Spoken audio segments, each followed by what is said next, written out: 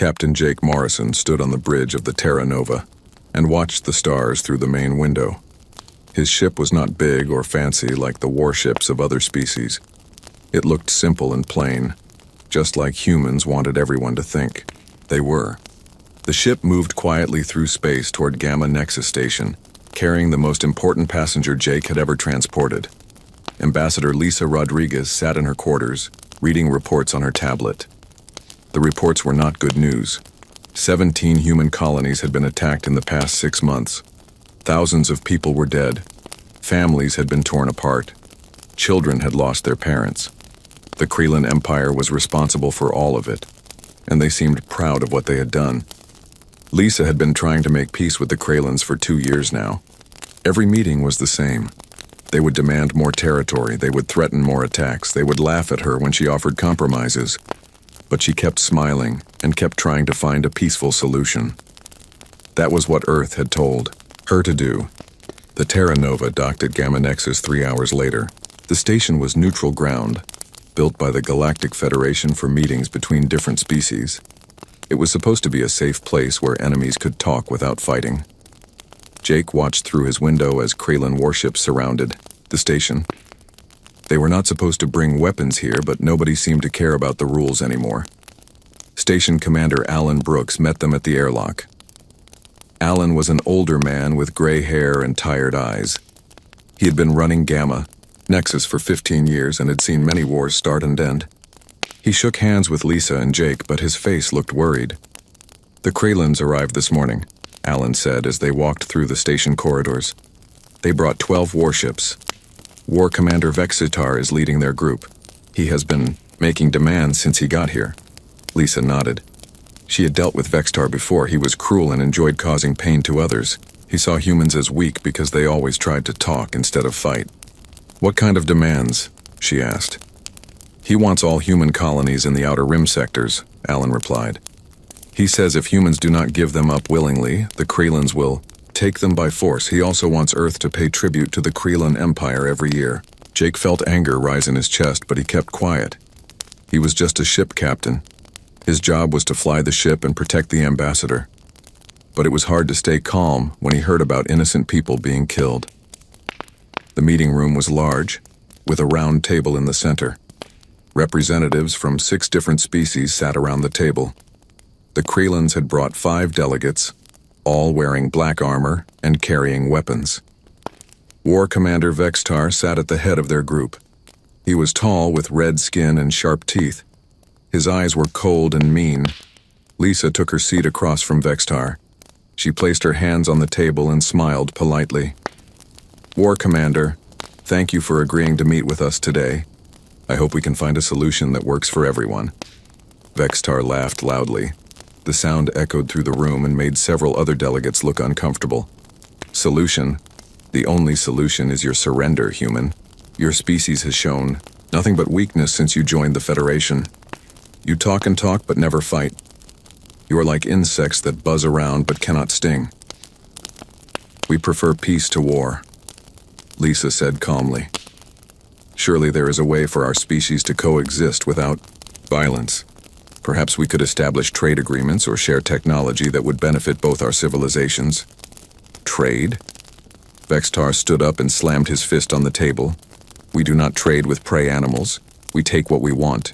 Your colonies burn because you are too weak to stop us. Your people die because you send diplomats instead of soldiers."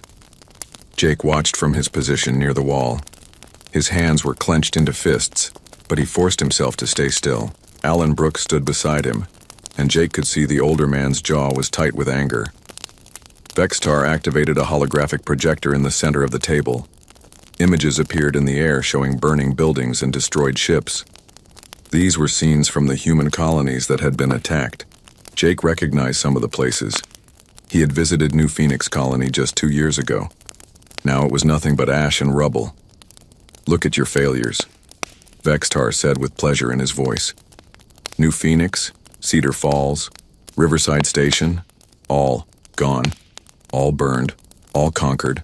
And what did humanity do? They sent more diplomats to beg for mercy." Lisa watched the images without changing her expression. She had seen these pictures before, but they still hurt her heart.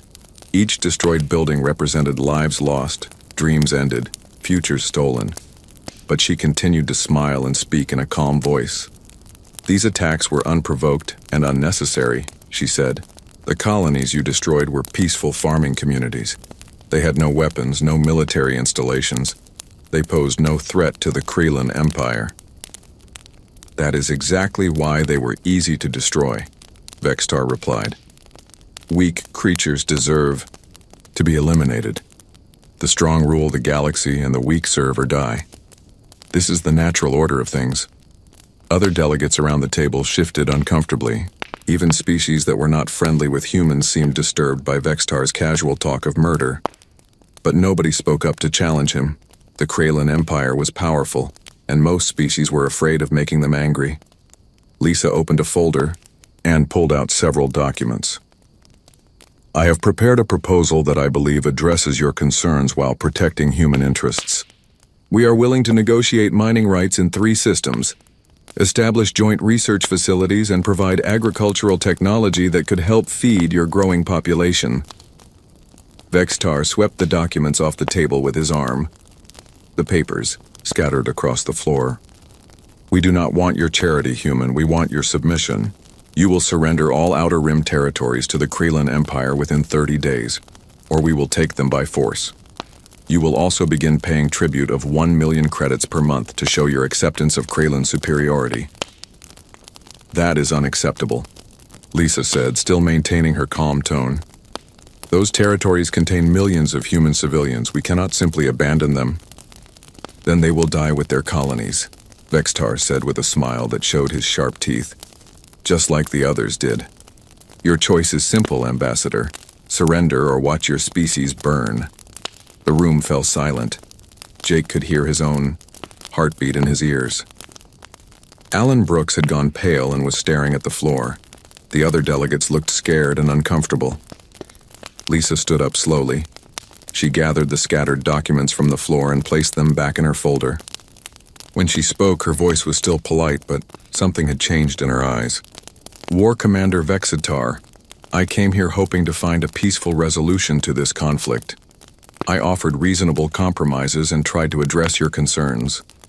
But you have made it clear that you are not interested in peace.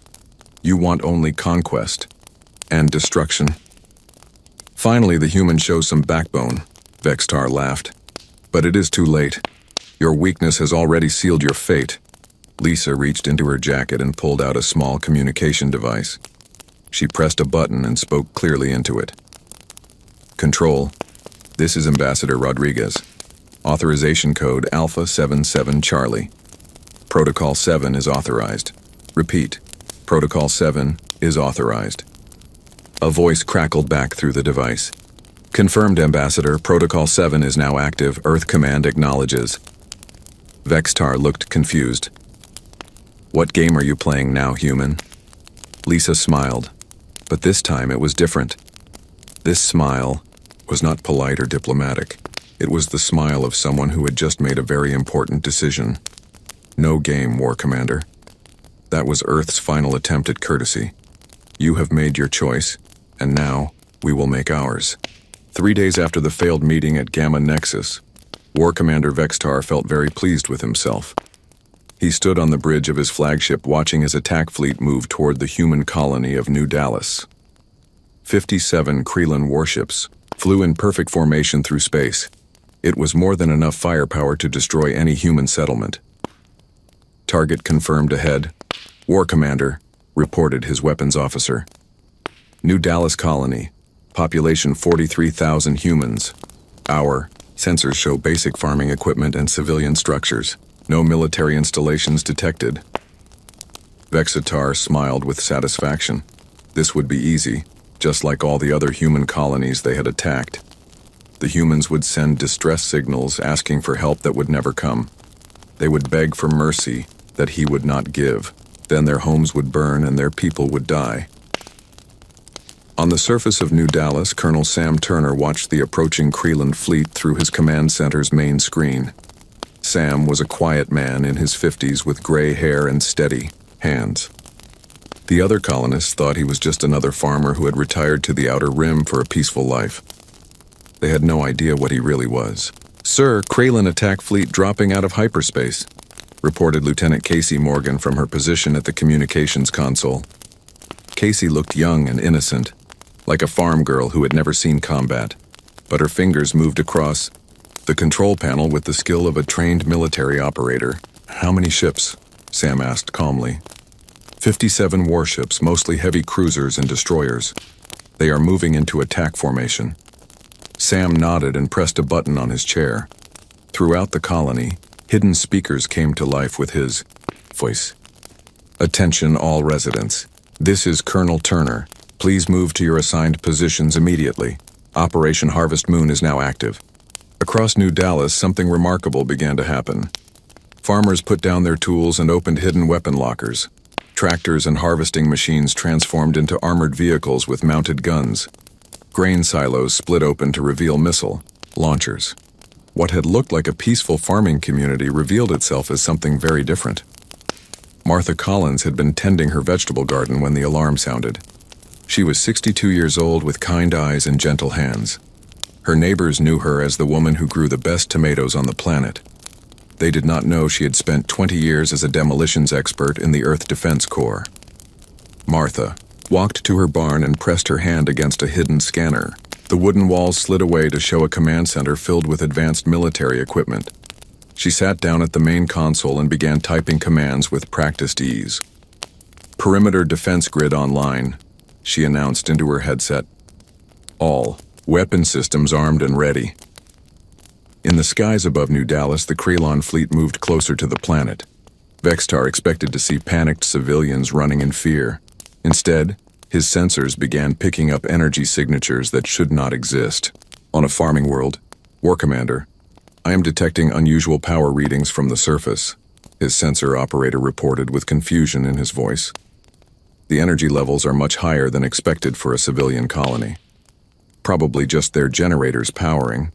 "Up," Vextar said dismissively. "Humans always waste energy on pointless things. Begin the attack." The Kralin ships opened fire with their plasma cannons. Bright beams of deadly energy streaked down toward the colony. But instead of hitting helpless buildings, the beams struck powerful energy shields that flared to life around the entire settlement. "Impossible," Vextar whispered as he watched his weapons have no effect. "How do they have military-grade shielding?" His answer came in the form of missile launches from the planet's surface. Hundreds of advanced rockets shot up from concealed positions all around New Dallas. These were not simple defensive weapons. They were ship-killer missiles with targeting systems more advanced than anything the Kralins had seen before. "Evasive maneuvers," Vextar shouted. But it was too late. The missiles moved too fast and were too smart to be avoided. They struck the Kralin ships with devastating accuracy. In less than 3 minutes, 26 warships were destroyed or crippled. Colonel Turner watched the battle from his command center with no emotion on his face. This was not his first space battle, and it would not be his last. He had fought in wars that the galaxy had never heard about, using weapons that officially did not exist. "Sir, the remaining Kralin ships are trying to retreat," Lieutenant Morgan reported. "Negative," Sam replied calmly. "No survivors. We cannot let them report what they have seen here." More missiles launched from the planet. These were even faster than the first wave. They chased down the fleeing Kralin ships and destroyed them one by one. Within 10 minutes of starting their attack, Vextar's entire fleet was nothing but burning wreckage floating in space. The news of the New Dallas battle spread quickly through the Galactic Federation's communication networks. Admiral Kate Phillips sat in her office on Luna Base, reading the reports with a slight smile on her face. Kate was the head of Human Fleet Command, but most of the galaxy thought she commanded only a few dozen outdated ships. Her communication system chimed with an incoming message from the Altarian Council. The Altarians were longtime allies of humanity and had been worried about the Kralin attacks. "Admiral Phillips, we have received disturbing reports about the engagement at New Dallas," said Counselor Zarath, her blue skin showing concern. "How did a farming colony defeat an entire Kralin battle fleet?" Kate maintained the same diplomatic smile that humans had been using for decades. "Better resource allocation, Counselor. We decided to invest more in planetary defense systems for our outer rim colonies. It seems the investment paid off. But our sensors detected weapon signatures that match military-grade arsenals. The energy readings were off the charts. That level of firepower should be impossible for a civilian settlement. I assure you, everything we did was within Federation guidelines for colonial defense, Kate replied smoothly. Perhaps the Krelans simply underestimated human determination to protect our families. On the Krelan homeworld, War Leader Supreme Kraktul received the news of his fleet's destruction with rage and disbelief. He had expected Vextar to return with news of another easy victory. Instead, his subordinate was dead and 57 ships were lost. How is this possible? He roared at his intelligence officers. Our report said the humans were weak. They have no real military. They spend their time farming and writing poetry. Sir, we are reviewing all our intelligence on human capabilities, replied his chief analyst nervously. It appears our information may have been incomplete. Kraktul slammed his fist on his desk hard enough to crack the metal surface. The humans had made him look like a fool. They had destroyed his ships and killed his warriors. This could not stand. His reputation as a conqueror was at stake. Prepare the third battle group, he ordered. 150 ships. We will attack their research station at Kepler. If they want to play games with hidden weapons, we will show them what real military power looks like.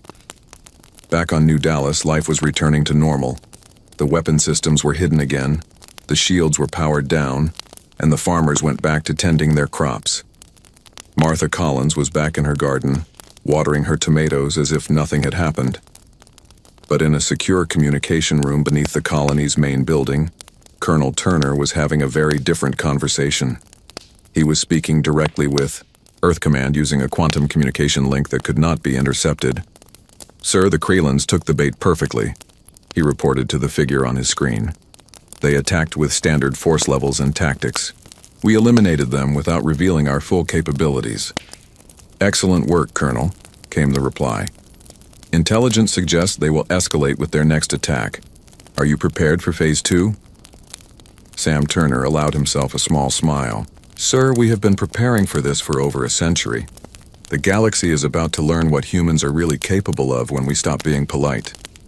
The communication ended, and Sam walked outside to look up at the stars. Somewhere out there, the Krelan Empire was planning their next attack. They thought they had learned something about human capabilities from the battle at New Dallas. They were wrong. They had only seen the very tip of a very large iceberg. The mask was beginning to slip, but humanity was not ready to show their true face just yet. There were still lessons to teach, and the Krelans were eager students, even if they did not know it yet. War Leader Supreme Kraktul stood in his command center staring at the tactical display showing 150 of his best warships. The third battle group was the pride of the Krelan Empire. These ships had conquered 12 star systems and destroyed hundreds of enemy vessels. Surely they would be enough to crush whatever trick the humans had used at New Dallas. Target acquired, War Leader, reported his navigation officer. Kepler Station is directly ahead. Our intelligence shows it is a small research facility with maybe 2,000 humans aboard. Kraktul smiled with his sharp teeth showing. Good. We will make an example of this place. Record everything so the galaxy can see what happens to those who resist the Krelan Empire. The massive Krelan fleet dropped out of hyperspace at the edge of the Kepler system.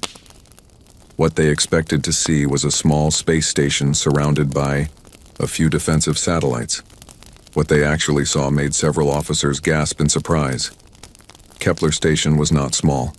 It was enormous, easily the size of a small moon. Weapons platforms surrounded it like a deadly cloud. Energy readings from the station showed power levels that should have been impossible for a simple research facility. Sir, this does not match our intelligence reports, said the sensor operator with worry in his voice. The station is 10 times larger than expected, and I am reading military-grade weapons throughout the structure. Before Kraktul could respond, a communication signal came from the station. The main screen showed a human woman in a military uniform. She had short brown hair and calm eyes that seemed to look right through him. I am Commander Susan Blake of Kepler Defense Station, she said in a steady voice. You are entering human territory without permission. You have 30 seconds to reverse course and leave this system immediately. Kraktul laughed loudly. You dare threaten the third battle group with your pathetic station? We have 150 warships. You are just another human colony that thinks hiding behind walls will save you. Commander Blake did not change her expression. You have been warned. What happens next is your choice. The communication ended. Kraktul turned to his weapons officer. Destroy that station. Show them the power of the Kralin Empire. The third battle group opened fire with everything they had. Plasma cannons, missile launchers, and energy beams all focused on Kepler Station. The amount of firepower was enough to crack a planet. But when the light from the explosions faded, the station was still there. Its shields had absorbed the entire attack without even flickering. Impossible, Kraktul whispered. Nothing can withstand that much firepower. His answer came from the station itself. Weapon ports opened all along its hull, revealing cannons that were larger than most Kralin ships. The first shot from Kepler Station punched straight through 3 Kralin cruisers, destroying them instantly. The second shot took out 5 more ships. Evasive action, Kraktul screamed. But his ships were too close together to maneuver effectively. The station's weapons fired again and again, each shot destroying multiple targets. The weapons were so advanced that they seemed to bend the laws of physics. On Kepler Station, Commander Blake watched the battle from her command center. The room was filled with the most advanced technology in human space, operated by officers who looked nothing like simple researchers. These were elite military personnel who had been waiting years for this moment. Ma'am, 60% of the Kralin fleet has been neutralized, reported Lieutenant Carl Johnson from his weapons console. Remaining ships are attempting to retreat. Negative, Blake replied calmly. No survivors. We cannot allow them to report our true capabilities to their leaders. The station's weapon systems tracked the fleeing Kralin ships with perfect accuracy. Long-range missiles launched from hidden bays, chasing down every vessel that tried to escape. Within 20 minutes, the entire third battle group was nothing but floating debris. Meanwhile, in the Sol system, Admiral Ryan Kelly received reports of the Kepler Station battle while reviewing tactical displays in his command center on Luna Base. Ryan was a tall man with gray eyes who had spent his entire life preparing for this day. Most of the galaxy thought he commanded perhaps 50 outdated human ships.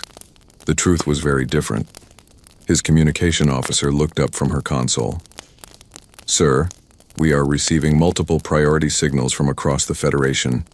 Every major species wants to know how we destroyed the Kralin Third Battle Group. Standard response, Ryan replied. We invested in better defensive technology, nothing more. But the questions kept coming.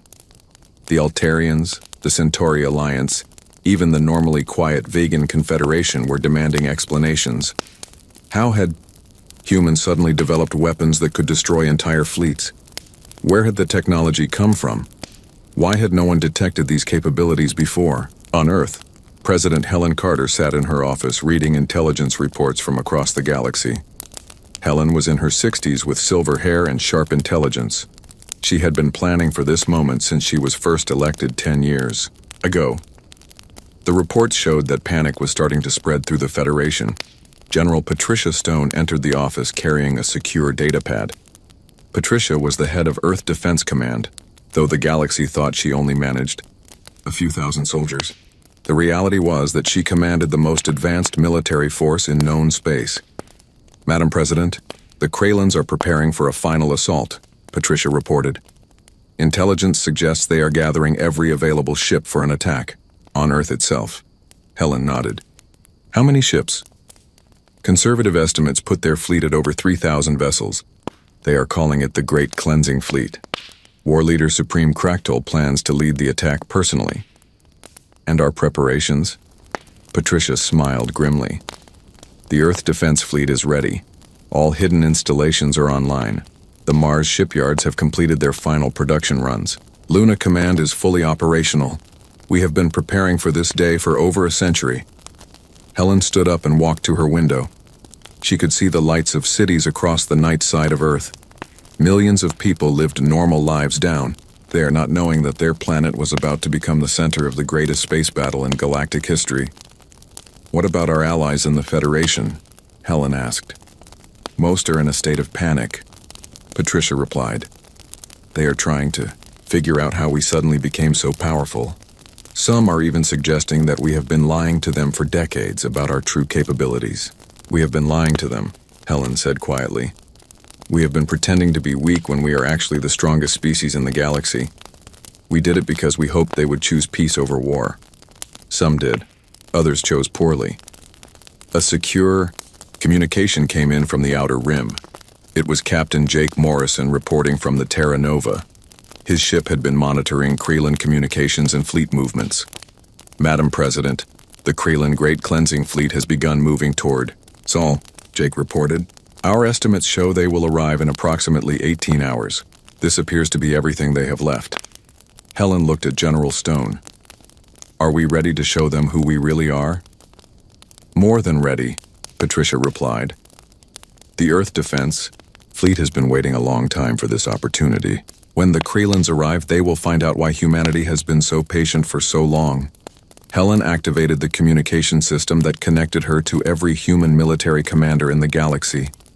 When she spoke, her voice carried the authority of a species that had finally decided to stop pretending. "This is President Carter to all commands. The time for courtesy has ended. The Kreelan Empire has chosen war over peace, conquest over cooperation. They will arrive at Earth tomorrow expecting to find a defenseless world. Instead, they will discover the truth that we have hidden for a century. Prepare for final operations. It is time to show the galaxy who we really are." Across human space, fleets began moving out of hidden bases. Weapon systems powered up. Soldiers prepared for battle. The mask was about to come off completely, and the galaxy would never be the same again. War Leader Supreme Kraktul stood on the bridge of his command ship, watching the largest fleet in Kreelan history move through space. 3,000 warships flew in perfect formation toward the Sol system. This was every vessel the Kreelan Empire could gather, pulled from every corner of their territory. It was enough firepower to destroy entire star systems. "War Leader, we will reach the human home system in 1 hour," reported his navigation officer. "All ships are reporting ready for battle. The Great Cleansing Fleet awaits your orders." Kraktul felt satisfaction flow through him. The humans had embarrassed him twice with their hidden tricks and secret weapons, but no amount of trickery could stand against 3,000 ships. He would burn their homeworld to ash and make them pay for every Kreelan warrior they had killed. "Open a channel. To all ships," he commanded. "Today we end the human plague forever. Today we show the galaxy what happens to those who dare resist Kreelan might. When we are finished, Earth will be nothing but dead rock floating in space." The massive fleet dropped out of hyperspace at the edge of the Sol system. Kraktul expected to see a few human ships desperately trying to defend their world. What he saw instead made his blood turn cold with shock. The Sol system was filled with human warships, not dozens or hundreds, but thousands upon thousands. Ships of designs he had never seen before, built with technology that seemed impossible. The fleet waiting for them was easily twice the size of his own force. "Sir, I am counting over 6,000 human vessels," his sensor operator said with fear in his voice. "These ships do not match any known human designs. Some of them are larger than our biggest dreadnoughts." Admiral Ryan Kelly stood on the bridge of his flagship, the Earth's Pride, watching the Kreelan fleet arrive. Ryan had been preparing for this moment his entire career. Around him, his officers worked at control stations that were centuries ahead of anything the galaxy had seen. "Signal from Luna Command, sir," reported his communications officer. "General, Stone confirms all defense platforms are online. Mars shipyards report fleet deployment complete. All hidden installations throughout the system are now active." Ryan nodded. The Sol system had been transformed into the most heavily defended location in the galaxy. Luna was not just a moon anymore, but a massive fortress bristling with weapons. Mars had been converted into the largest shipyard and military base in known space. Even the asteroid belt contained hidden weapon platforms and supply stations. "Send a message to the Kreelan fleet," Ryan ordered. Tell them this is their final chance to surrender and leave human space forever. The message was transmitted to COURTEOUS' flagship. The Kraylan leader watched as a human admiral appeared on his screen. Ryan Kelly looked calm and confident, showing no fear despite being outnumbered. War Leader Supreme COURTEOUS, I am Admiral Kelly of the Earth Defense Fleet. You are surrounded and outgunned. Surrender now and your crews will be allowed to live. Continue this attack and you will all die here today. COURTEOUS roared with anger. You dare threaten me, human? I have 3,000 ships. You cannot hide behind tricks forever. No tricks, Ryan replied calmly. Just the truth. For 100 years, humanity has been patient. We have been diplomatic. We have been courteous. We pretended to be weak because we hoped you would choose to be better. You chose poorly. The communication ended. COURTEOUS screamed orders to his fleet to attack, but before his ships could move, the human fleet struck first. The battle was not really a battle at all. It was a demonstration of power that defied everything the galaxy thought they knew about warfare. Human ships moved with impossible speed and precision. Their weapons fired beams of energy that cut through Kraylan armor like paper. Their missiles were so advanced they seemed to think for themselves. Captain Nicole Adams commanded the dreadnought Liberty's Edge, one of the newest ships in the human fleet. Her vessel alone was more powerful than most entire battle fleets. She watched the tactical display as her ship's weapons destroyed Kraylan vessels with single shots. Ma'am, the enemy fleet is breaking apart, reported her weapons officer. They are trying to retreat, but our ships are too fast. None of them will escape.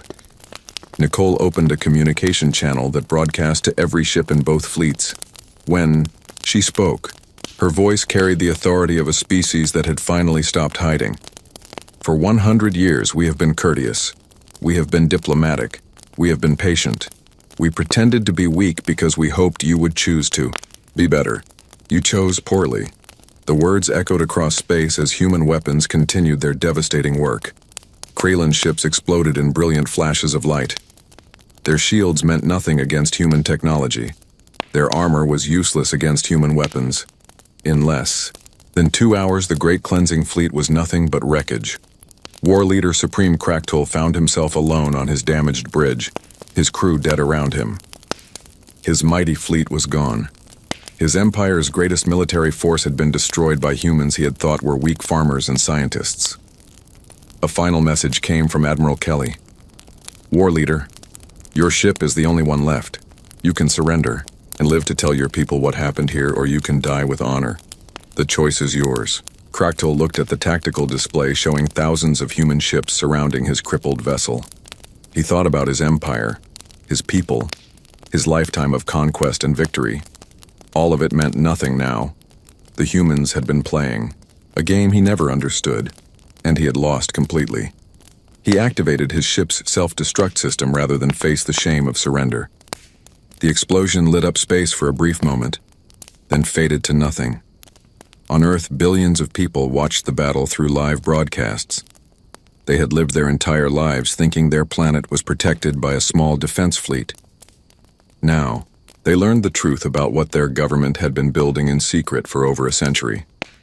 President Helen Carter addressed the world from her office. My fellow humans, today you have seen the truth about our place in the galaxy. We are not the weak species others believed us to be. We are not the farmers and poets they thought we were. We are the most advanced civilization in known space, and we have been hiding our strength out of hope, not fear. General Patricia Stone coordinated the cleanup operations from Luna Command. The massive fortress revealed itself to the galaxy. For the first time, its weapons and defenses making it clear that Earth had never been vulnerable to attack. All Kraylan vessels destroyed, she reported to the President. Total human casualties are 0. The Sol system defense grid performed perfectly. Our ships are now moving to secure former Kraylan territories and protect civilian populations. Throughout the galaxy, the news of the battle spread like wildfire. Species that had known humans for a century suddenly realized they had never known them at all. The quiet farmers and diplomats had been hiding the most powerful military force in galactic history. Commander Eric Stone monitored communications from his intelligence vessel, listening to the panic spreading through dozens of governments. Eric had spent years gathering intelligence on other species, while they completely failed to understand what humanity really was. "Sir, we are receiving surrender offers from 17 different species," he reported to Admiral Kelly. "They are all claiming they never supported the Krelin attacks and want to establish formal peace treaties." Ryan Kelly looked out at the wreckage of the Krelin fleet floating in space around Earth. 3,000 ships reduced to scrap metal and dust. The most powerful military force the galaxy had ever seen, destroyed in a single afternoon by humans who had been pretending to be weak. "Send word to all Federation members," he ordered. "The age of Krelin aggression is over. Any species that chooses peace will find humanity to be the same neighbor we have always been. Any species that chooses war will discover what the Krelins learned today. The galaxy would never be the same." The balance of power had shifted completely, and everyone now understood that humanity had been holding back for over a century. The question that remained was simple. What would they do with their revealed power? Ambassador Lisa Rodriguez stood before the Galactic Federation Council for what she knew would be the last time in her old role. The council chamber was packed with representatives from every known species in the galaxy. But the woman who faced them now was very different from the polite diplomat they remembered. Gone was the gentle smile and soft voice. Lisa stood straight and tall, her eyes sharp and commanding. When she spoke, her words carried the weight of a species that had finally stopped pretending to be something they were not. Honored delegates, for 112 years, humanity has been a member of this federation. We have followed your laws, respected your customs, and tried to build peaceful relationships with all species. We did this because we believed in the dream of a galaxy united in cooperation rather than conquest. The chamber was completely silent. Every representative hung on her words, knowing that everything had changed after the destruction of the Krelin Empire. "Some of you were true partners in that dream," Lisa continued. "The Altarians shared knowledge freely. The Centauri Alliance opened trade routes. The Vegan Confederation offered friendship without asking for anything in return. To you, we offer our continued partnership and respect." She paused and looked directly at several specific delegates. "But others saw our courtesy as weakness. You watched the Krelins attack our colonies and kill our people. You said nothing when they demanded our surrender. Some of you even encouraged them, thinking humanity was too weak to fight back." President Helen Carter appeared on the main screen, via quantum communication from Earth. The president looked tired but satisfied, like someone who had carried a heavy burden for years, and finally set it down. "The Federation has asked how humanity suddenly became so powerful," Helen said. "The answer is simple. We were always this powerful. We chose to hide our strength because we hoped you would choose to be better than your warlike ancestors." Holographic displays activated throughout the chamber, showing images that shocked the assembled delegates. Human colonies that everyone thought were small farming settlements revealed themselves as massive industrial complexes. Research stations showed their true nature as military installations. Trade ships opened hidden weapon bays. "Every human colony has been a fortress," Helen continued. "Every research station has been a military base. Every trade vessel has been a warship in disguise. We have been building the most advanced civilization in galactic history while pretending to be simple farmers and scientists." Admiral Kate Phillips stepped forward to address the council. For decades, other species had thought she commanded a small fleet of outdated ships. Now they learned she was the head of the most powerful military force in known space. "Our technology is centuries ahead of anything you possess," Kate explained. "We developed faster than light travel while most of you were discovering fire. We built quantum computers while you were using mechanical calculators. We mastered genetic engineering while you were learning basic agriculture." The Altarian representative, Counselor Zarath, spoke up with confusion in her voice. "But why? Why hide such capabilities? Why pretend to be weak when you could have ruled the galaxy?" Lisa smiled, but it was a sad smile. "Because we hoped you would prove that ruling was not necessary. We wanted to see if species could work together as Equals instead of living under the boot of conquerors. Some of you gave us that hope. Others proved we were naive to believe in it. Captain Jake Morrison entered the chamber carrying a data pad filled with intelligence reports.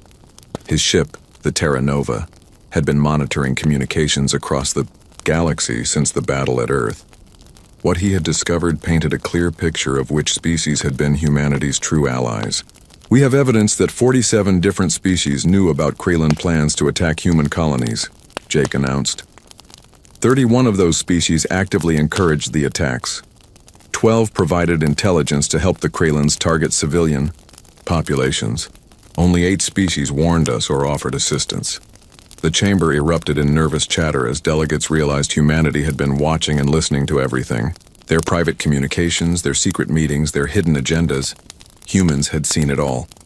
General Patricia Stone appeared on another screen, broadcasting from Luna Command. Behind her, the massive fortress showed its true size and power. For the first time, weapon systems that could crack planets were clearly visible in the background. The Krelin Empire is finished, Patricia announced. Their military is destroyed, their government has surrendered, and their territory is now under human protection. We are currently evacuating Krelin civilians to safe worlds where they can start new lives away from their warlike culture. But this is not about conquest, she continued. We do not want to rule over other species. We want to protect the innocent and punish the guilty. The galaxy has a choice to make about what kind of future it wants. President Carter returned to the main screen. From this day forward, humanity will no longer pretend to be weak. We will not hide our capabilities or apologize for our strength, but we will use that strength to protect, not to conquer. The president activated a holographic map showing the entire galaxy. Human ships were moving to dozens of systems, but not to attack them. They were positioning themselves to defend against aggression and protect trade routes. Any species that chooses peace will find us to be the same neighbors we have always been, Helen declared. We will trade fairly, share knowledge freely, and respect your independence. But any species that chooses war will face the full might of humanity's military. Commander Eric Stone had been monitoring the reactions of different species throughout the galaxy. His intelligence reports showed panic in some governments and relief in others. The galaxy was dividing into those who had been secret enemies and those who had been true friends. Madam President, we are receiving formal surrender. Documents from the Zephyr Consortium and the Rigel Federation, Eric reported. Both groups were planning to follow the Krelin example. They are now requesting mercy and offering full cooperation. Lisa looked around the council chamber one final time. Some delegates looked terrified, others seemed relieved, and a few appeared angry that their secret plans had been exposed. The age of hidden weakness is over, she announced. Humanity will no longer sacrifice our people for the comfort of those who mistake kindness for cowardice. We tried to show you a better way through, example. Since that failed, we will show you a better way through strength. She gathered her documents and prepared to leave. This council can choose to work with us as equals, or it can become irrelevant. The Federation we joined no longer exists. What takes its place depends on the choices you make in the coming days. As Lisa walked out of the chamber, she knew she would never return as a beggar asking for peace. If she came back, it would be as the representative of the most powerful species in the galaxy, negotiating from a position of absolute strength. Behind her, the delegates began the difficult process of adjusting to a new reality. The galaxy had changed forever, and everyone now understood that humanity had been restraining itself for over a century, not out of fear, but out of hope. That hope had been proven false by those who chose war over peace. Now the galaxy would learn what happened when humanity stopped being patient and started being honest about who they really were. The last warning had been given, and it had been ignored. Now there would be no more warnings, only consequences for those who chose poorly, and protection for those who chose wisely. Earth's children were no longer pretending to be weak, and the galaxy would never be the same again.